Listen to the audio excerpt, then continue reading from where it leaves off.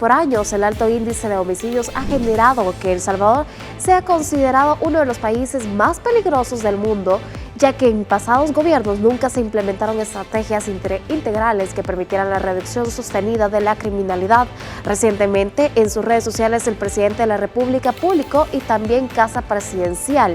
El presidente Nayib Bukele se encuentra reunido con el Gabinete de Seguridad luego de analizar los resultados de los 2 meses de régimen de excepción y se pedirá al Consejo de Ministros que solicite a la Asamblea Legislativa su prórroga. El presidente Nayib Bukele también lo había publicado en su cuenta oficial de Facebook. Lo mismo era que me encuentro reunido con el Gabinete de Seguridad y luego de analizar los resultados tras 2 meses del régimen de excepción, pediré al Consejo de Ministros que solicite su prórroga a la Asamblea Legislativa con el hashtag Guerra contra las Pandillas.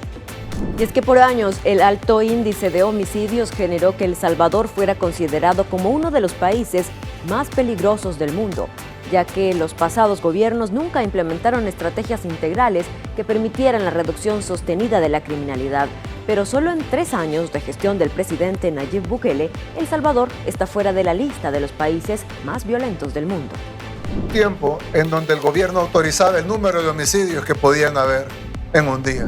Y es por esa razón que El Salvador se convirtió en 2015 en el país más violento del mundo con una tasa de homicidios de 103 por cada 100.000 habitantes. Pero esta cifra comenzó a bajar históricamente en 2019, año en el que el presidente Nayib Bukele llegó al poder, específicamente en junio. No es fácil enfrentarse a ese cáncer que creció durante 30 años. No es fácil enfrentarse a un ejército irregular de más de 70,000 miembros que tienen armas del ejército, granadas del ejército, proporcionadas por las administraciones anteriores. Desde entonces, la tasa de homicidios por cada 100.000 habitantes en El Salvador ha permanecido por debajo de las registradas en otros países de la región latinoamericana, como México, Honduras, Colombia y Venezuela.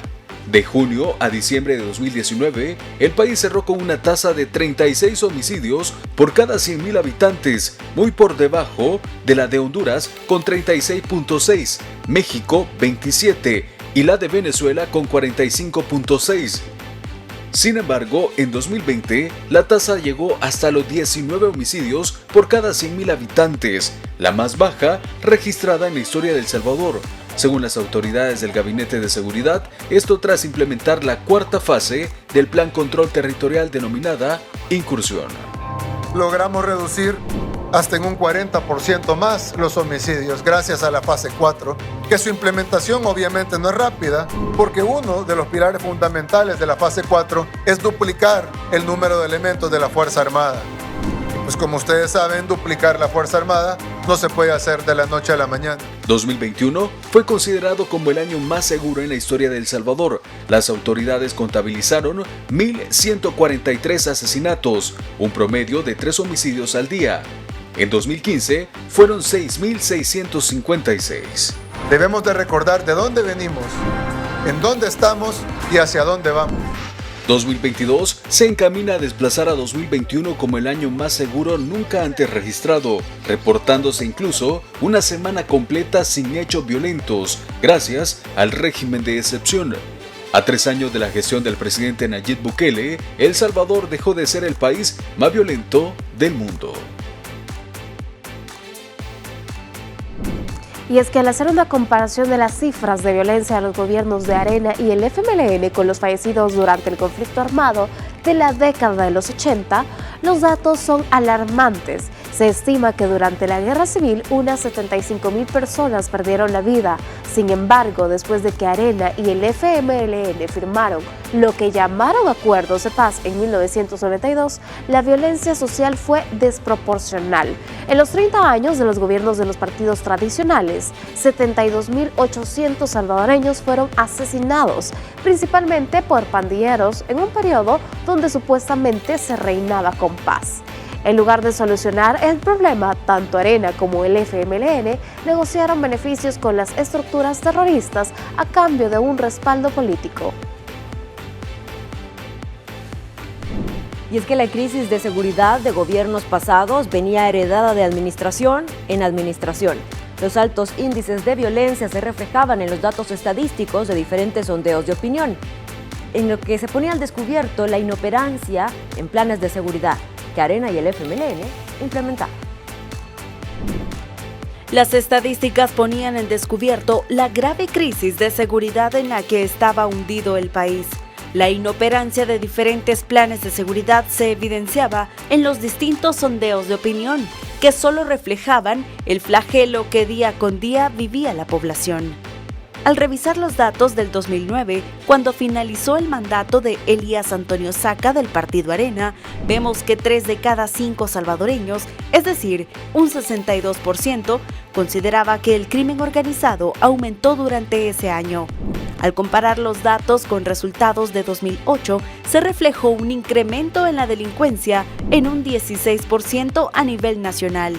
También reveló que 3 de cada 4 salvadoreños, es decir, un 74,4%, consideraban que las acciones del gobierno les beneficiaron poco o nada. Estos datos reflejaban que el plan Super Mano Dura no fue efectivo. El siguiente gobierno del FMLN con Mauricio Funes a la cabeza. Las estadísticas no mostraron datos alentadores al finalizar su quinquenio. Estudios de opinión revelaron que la inseguridad y la delincuencia empeoraron a lo largo de esos 5 años, a tal grado que el 80% de la población dijo que la delincuencia era el principal problema del país. El 71.3% de los salvadoreños consideraba que la delincuencia aumentó durante la gestión de Funes. El 61.4% de la población consideró que la tregua entre las pandillas, impulsada en marzo de 2012, no redujo en nada la delincuencia en el país. Por el contrario, la mal llamada tregua entre pandillas solo agudizó el problema y dio más poder a los grupos delincuenciales. Fue entonces el turno de gobernar para Salvador Sánchez Serén, el segundo gobierno del supuesto cambio. Durante su gestión, la inseguridad fue el principal problema del país. En los años 2015 y 2016, ese porcentaje alcanzó niveles de hasta el 70 y 80% de la población. Entre un 60 y 70% de la población consideraba que la delincuencia, la inseguridad, la violencia, las pandillas y los homicidios constituían el problema más grave del país. Por otra parte, a febrero de 2019, estos temas eran considerados por el 23.7% como el principal fracaso del gobierno y, en promedio, durante sus 5 años de gobierno, el 64% de los encuestados consideraban que la gestión del presidente Sánchez Serén en materia de seguridad pública fue mala o muy mala. Los datos anteriores reflejan que el plan El Salvador Seguro fue un fracaso más para la administración Sánchez Serén. Patricia Mengíbar, Noticiero El Salvador.